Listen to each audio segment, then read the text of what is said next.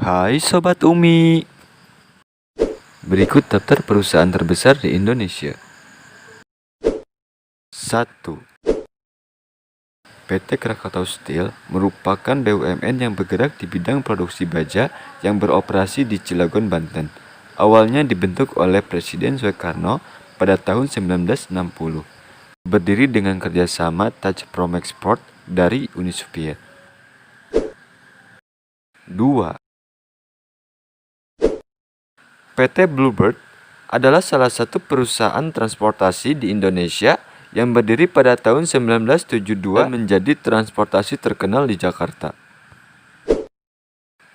3.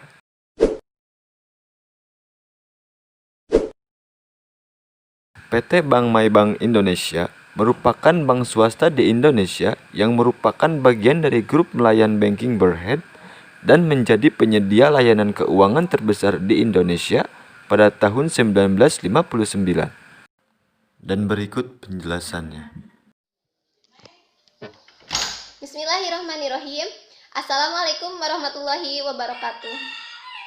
Perkenalkan, nama saya Marcella dari kelas 3D Akuntansi. Saya di sini akan mempresentasikan tentang bab 9, materi tentang biaya tenaga kerja. Lanjut ke materi. Di sini ada pengertian tenaga kerja dan biaya tenaga kerja. Tenaga kerja adalah setiap orang yang mampu melakukan pekerjaan guna menghasilkan barang atau jasa yang baik untuk memenuhi kebutuhan sendiri maupun untuk masyarakat. Yang kedua, ada biaya tenaga kerja. Biaya tenaga kerja adalah harga yang dibebankan untuk penggunaan tenaga kerja manusia tersebut. Adapun komponen-komponen dalam perusahaan manufaktur. Perusahaan manufaktur sendiri mempunyai arti yaitu perusahaan yang melakukan mengolah bahan baku menjadi bahan jadi. Kegiatan ini yang kemudian disebut dengan proses produksi. Adapun komponen-komponennya. Yang pertama, di sini ada persediaan, biaya manufaktur, biaya produksi, biaya periode, dan beban pokok produksi. Biaya tenaga kerja langsung dan biaya tenaga kerja tidak langsung. Pengertiannya yaitu biaya tenaga kerja langsung adalah bagian dari upah atau gaji yang dapat secara khusus dan konsisten yang ditegaskan untuk berhubungan dengan pembuatan produk, urutan pekerjaan tertentu, atau penyediaan layanan juga. Kita dapat mengatakan hal ini adalah biaya pekerjaan yang dilakukan oleh para pekerja yang benar-benar membuat produk. Adapun dari biaya tenaga kerja tidak langsung adalah terdiri dari upah, tunjangan, dan biaya kesejahteraan yang dikeluarkan untuk tenaga kerja yang tidak langsung. Adapun perbedaan gaji dan upah. Di sini kita dapat membedakan antara gaji dan upah, yang mana gaji adalah upah kerja yang dibayarkan dalam waktu yang tepat, balas jasa yang diterima dalam bentuk uang berdasarkan waktu tertentu. Adapun contohnya dari gaji yaitu gaji bersih yang diterima oleh pekerja atau pegawai kantoran setelah dikurangi potongan gaji yang dibayar tunai setelah dikurangi dengan semua potongan. Adapun dari pengertian dari upah, perbedaannya yaitu upah adalah uang dan sebagainya yang dibayarkan sebagai balasan jasa atau sebagai pembayaran tenaga kerja yang sudah dikeluarkan untuk mengerjakan sesuatu gaji atau imbalan. Contohnya misalkan contoh dari upah yaitu misalkan seorang sales, dia mampu menjual barang lebih dari targetnya, kemudian perusahaan memberikan upah lebih atau biasa disebut dengan bonus. Atau misalkan seorang sales menjual suatu barang dengan target 2 barang, tetapi dia bisa menjual lebih dari 2 barang, maka si perusahaan memberikan upah lebih untuk bisa disebut juga dengan bonus. Di sini ada tujuan dalam upah insentif. Tujuan pemberian insentif adalah memperbaiki dan meningkatkan standar hidup dengan adanya pendapatan imbalan selain gaji pokok. Memperbaiki dan meningkatkan semangat kerja karyawan sehingga para pekerja berupaya untuk berprestasi di tempat kerja. Adapun program intensif individu. Program intensif individu adalah memberikan pemasukan di luar gaji pokok kepada karyawan individual yang memenuhi syarat standar kinerja.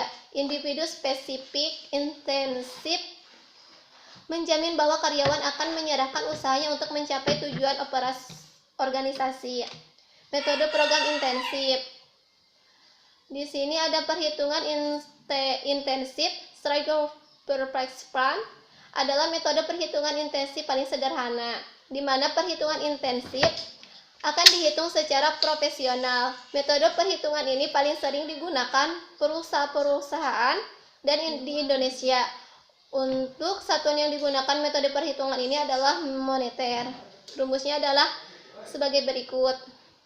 Tarif upah per potong dikali kelebihan produktivitas yang telah dihasilkan karyawan di atas standar rata-rata. Contoh ilustrasinya, seperti Anwar akan mendapatkan intensif dengan dasar perhitungan sebagai berikut. Produksi standar per jam sama dengan 20 unit.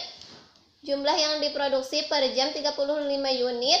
Tarif upah per jam sama dengan Rp 30. Tarif intensif per jam sama dengan Rp 16.000. Adapun total dari upah per jam 30.000 ditambah 16.000 sama dengan 48.000, dan biaya tenaga kerja per unit 46.000 dibagi 35 unit sama dengan 1.314,12 unit.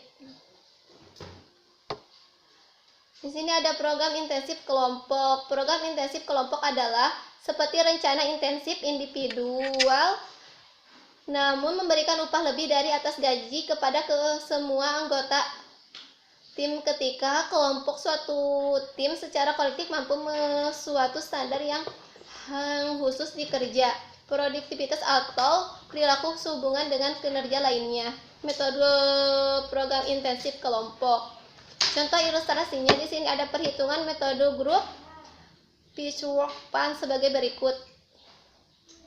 Tim atau kelompok berhasil mendapatkan insentif berdasarkan perhitungan unit diproduksi 260 unit, jam kerja standar 13 jam, jam kerja sesungguhnya adalah 10 jam.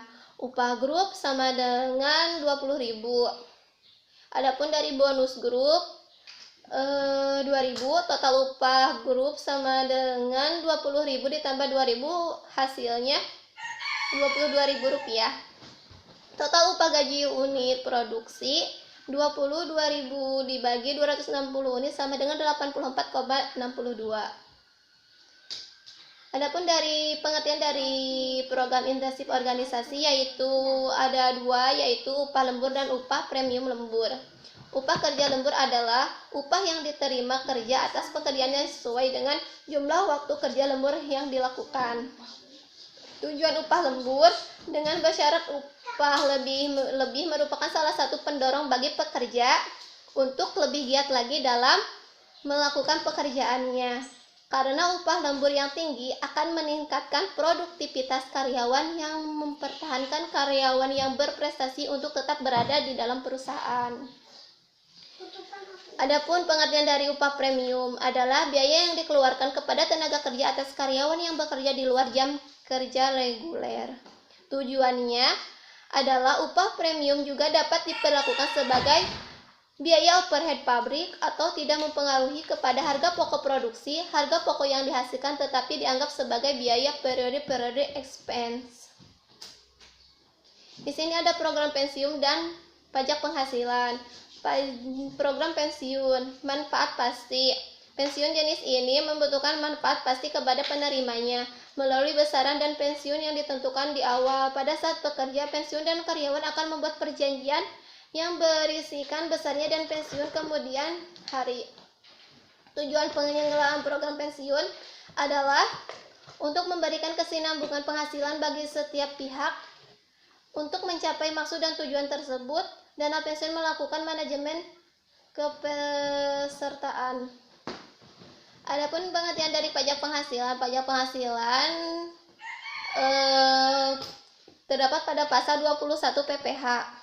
Merupakan jenis pajak yang terkena terhadap penghasilan berupa gaji, upah, honorarium, tunjangan dan pembayaran lainnya yang diterima oleh pegawai, bukan pegawai, mantan pegawai, penerimaan pesangon, dan lain-lain. Di sini ada sistem akuntansi tenaga kerja melibatkan A. Departemen Personalian dan B. Departemen Perencanaan Produk. Fungsi pertama manajemen personalian adalah menyelenggarakan karyawan atau sumber daya manusia yang jumlah tertentu dengan berbagai keahlian yang dibutuhkan sesuai kebutuhan perusahaan dalam mencapai tujuan bisnis. Tujuan tersebut adalah menyangkut salah satu masalah pemenuhan kebutuhan tenaga kerja, proses seleksi, serta juga penumbuhan kerja. Di sini ada Departemen Perencanaan Produk. Fungsi dari Departemen Perencanaan Produk yaitu menjamin rencana penjualan dan rencana produksi konsisten terhadap rencana strategi perusahaan sebagai alat ukur proses perencanaan produksi. Departemen Pencatatan Waktu terbagi menjadi dua, yaitu kartu absen dan kartu jam kerja. Kartu absen atau kartu jam hadir adalah dokumen yang dicatat jam hadir setiap karyawan perusahaan. Catatan jam hadir bisa dapat pula berbentuk kartu hadir, diisi dengan mesin pencetak atau pencetak waktu. Kartu jam kerja.